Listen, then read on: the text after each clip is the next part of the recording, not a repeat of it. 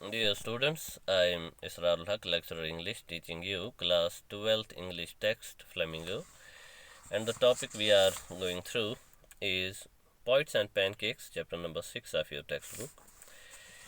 Today we are to start from here. He quite successfully recreated.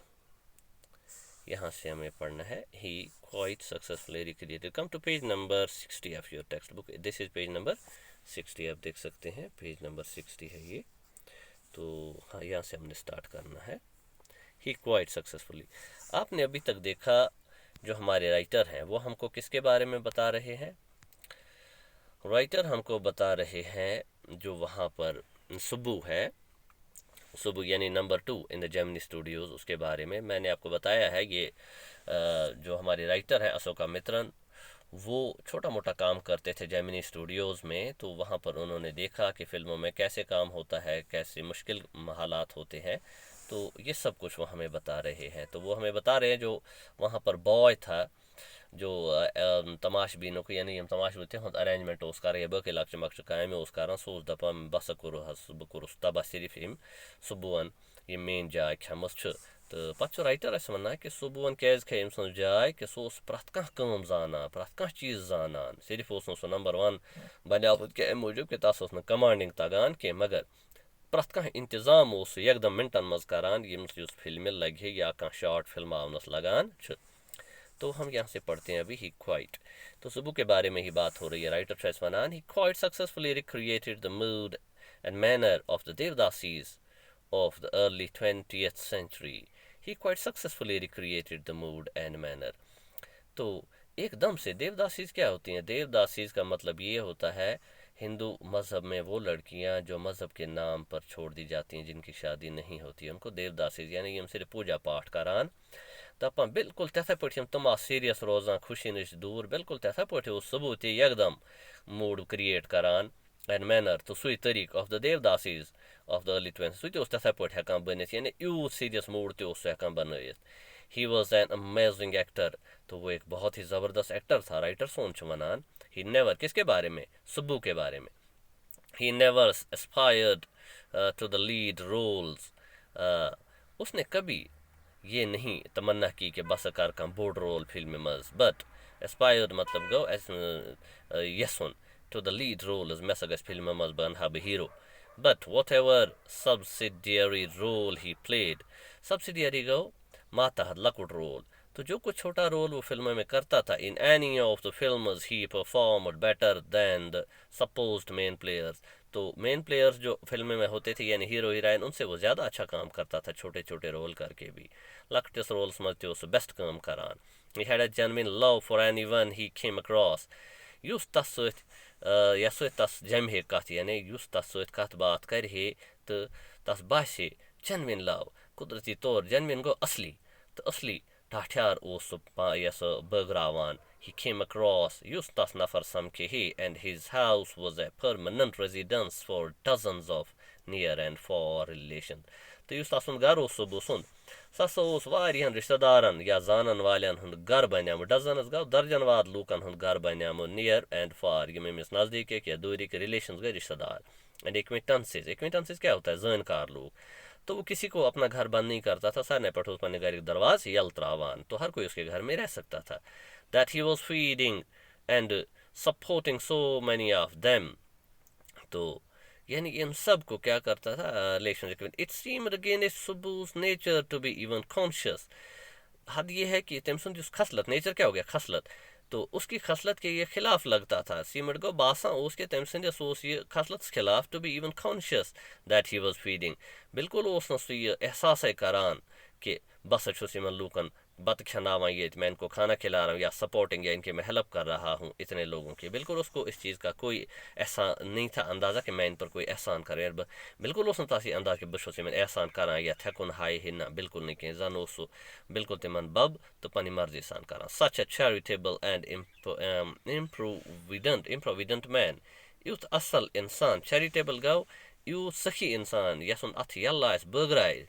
तो यानी ज़कात दिन वोल युथ रुत इंसान. इम्प्रोविडेंट मैन improvident क्या होता है? फजूल खर्च इंसान, यानी युस न बचत उस करान कह खर्चावान उस, and yet he had enemies. और फिर भी दपा राइटर छो ना तो अमिस दुश्मन। आप देख लो बच्चों, यहाँ पर नोट ऑफ एक्सक्लेमेशन है, यानी फिर भी हमारे राइटर जो कहते हैं इतने अच्छे आदमी जिसको इतना अच्छा काम आता है, जो इतना हेल्पफुल है, फिर भी वो जो बॉय है वो उसका दुश्मन बना बैठा था। Was it because he seemed so close and intimate with the boss? क्या इसलिए उसके साथ दुश्मनी करते थे कि कैज़ के बास उस ज़्यादा अहमियत दिवान, सो पन्नस बासस वारिया क्लोज, इंटीमेट को तस सत बड़ रलित। और was it his general demeanour क्या होता है? चाल डाल। यहाँ तो तस वथुन बिहुन युथुई दैट रिजम्बल्ड ए साइकोफेंट। तो सिकोफेंट एक सिकोफेंट्स, व्हाट इज द सिकोफेंट? सबमिसिव। तो या फिर उसका जो चाल डाल, उसका जो तौर तरीका है वही एक सिकोफेंट की तरह है। वो क्या होता है सिकोफेंट? यानी ओबिडेंट इंसान, यानी सो प्रथ कंस हज कथ मानान, युस यस तस ये वनान सुई कथ करान, वही होता है सिकोफेंट। यानी युस बिक सज प्रथ कह कथ मान, एर ते खर ते प्रथ कह कान, यानी कल सिन बोन कुन। तो शायद इसी वजह से लोग उससे जलते थे, तवे क्या अमिस अड़ दुश्मनी कड़ान, यमन ओस बासान ना ना सोरे खेव इमी तो अस दुतुन न कह। या उस यह कि यह हसा पन्नस नंबर 1 युस जेमिनी स्टूडियो बॉस यानी चेयरमैन या प्रेजिडेंट या मालिक यह तस ज्यादा क्लोज, अम किन बकी दजान। तो बहरहाल पन्ने खसलत सत इंसान और ते बना खुर ते बनान, ये हम जानते हैं। तो आगे देखते हैं। In any, come to page number 61। In any case, कह ते वजह राइटर सोच वन, चलो कोई भी वजह हो, कैज अमिस दुश्मनी करान लूक, there was this man in the makeup departments मज आसुन अमिस इंसान सुंद who would wish the direst things for Subbu. कस इंसान सुंद? बॉय सुंद। तो दपान बहरहाल मे समझ यहां कि यीतिस अरिस इंसान खिलाफ कित पे यह नफर, कुस मेकअप डिपार्टमेंट्स मज यह बॉय जो 45 वुहर, तो लेकिन बॉय उसको कहा जाता था। विच द डायरेस्ट, सो कोता उस डायरेस्ट क्या गो? खतरनाक थिंग्स। वो कितना खतरनाक सोचता था सुबह के बारे में। यानी सुबह तो इस लिहाज से पाने उस बॉय वनान कि सुबह कोता असल इंसान यह करा हुच करा सब कुछ करता है, तो लेकिन उसने मेरी जगह खाई। उसको अमिस अमिस बॉय से तो खरान कि मेन जाए खाइए, तो फिर भी उसकी दुश्मनी थी। तो आगे देखते हैं हम। यू सॉ सुबह always with the boss, but in the attendance roles he was grouped under a department called the story department. कहते आप सुबह को हमेशा देखते बास के साथ साथ, सो दो आसान पन्नस यानी बास जेमिनी स्टूडियो के माल का सत सत पकान। But in the attendance rolls, मगर युस अटेंडेंस रोल यानी यथ मज अमिस काम कारुक हिसाब थावन, he was grouped under a department called, तथनस तमिस सो डिपार्टमेंट तथ मज सह थावन आमुत यथ one story department, comprising a lawyer। तो उसमें एक लॉयर भी होता है उस डिपार्टमेंट में, यानी वकील, and N assembly of writers and poets.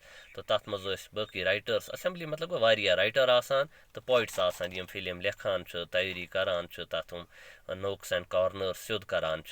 The lawyer was also officially known as the legal adviser.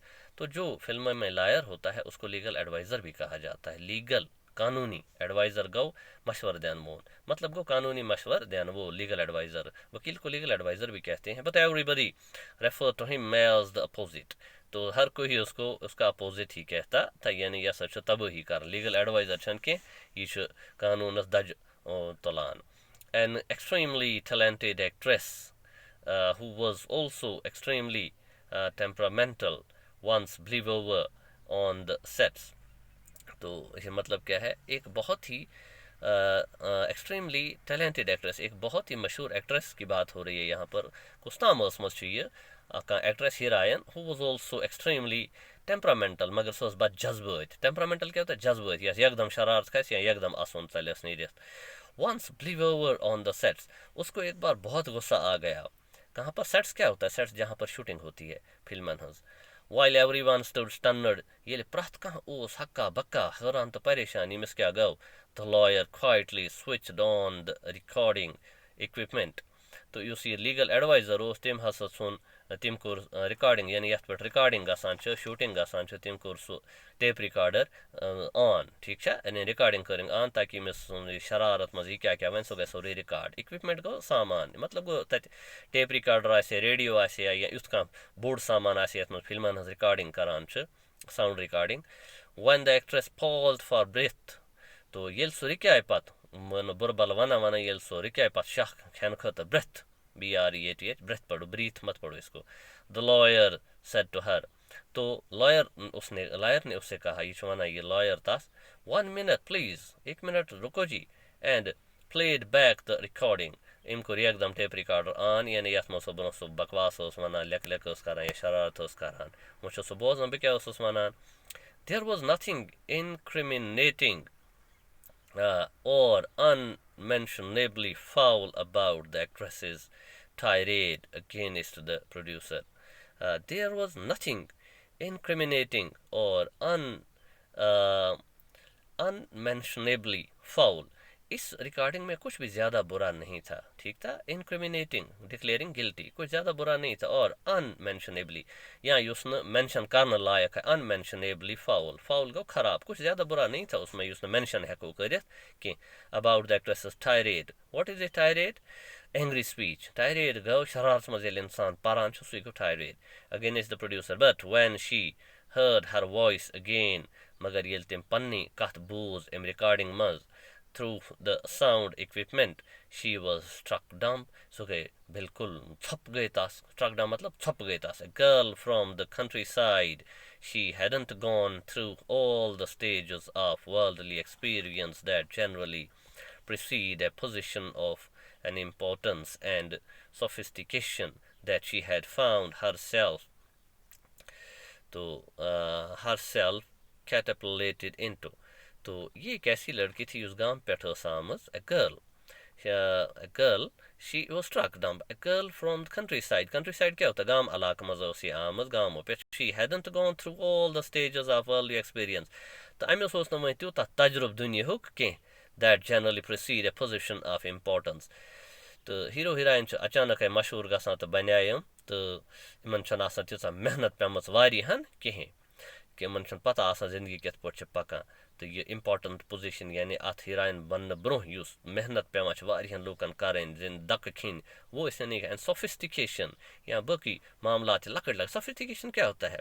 Special चीज़ें, स्पेशल वनो ट्रेनिंग अम चीज़ अम कर that she had found herself catapulted into. मगर आज फंसे सो अत मज अमन चीज़न दोस नस अंदाज कह कि बह कर कत योर आस रिकॉर्डिंग तो पत कर यह चीज़ में नबर बेइज्जत ति। She never quite recovered from the terror she felt that day. सो गई ये पनी रिकॉर्डिंग बूझित तीचा टेरिफाइड तीता खुद सू तीचा परेशान गई। That was the end of a brief and brilliant acting career. तो तम सुन ये कैरियर मकलिया, सोरी सिस्टम मकलिया। तो डियर स्टूडेंट्स हम आज यहाँ पर ये क्लास रोक